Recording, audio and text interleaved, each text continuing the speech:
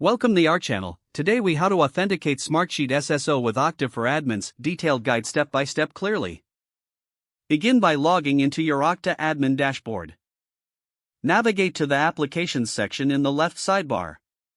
Click on Add Application. In the search bar, type Smartsheet and select the Smartsheet application from the results.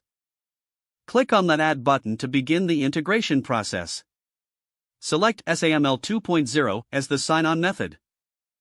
In the General Settings section, provide a name for the application, such as Smartsheet SSO. Optionally, you can add a logo and a description for the application. Click on Next to proceed. In the SAML Settings section, you'll need to fill in several fields. For the single sign-on URL, enter the Smartsheet SSO endpoint.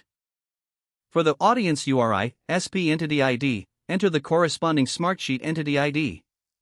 Next, fill in the default relay state if necessary for your organization.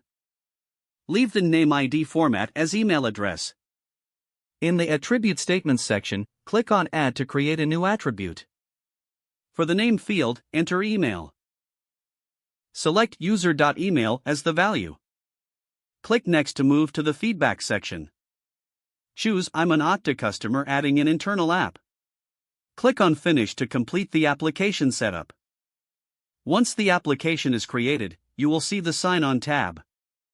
Here, you will find the Identity Provider metadata link. Copy this link for later use in Smartsheet. Next, log into your Smartsheet account as an admin. Navigate to the Admin Center by clicking on your profile icon in the top right corner. In the Admin Center, click on Security in the left menu. Find the Single Sign-On section and click Enable. Paste the Identity Provider metadata link you copied from Okta. Don't forget to like this video and subscribe to our channel for more step-by-step tech guides.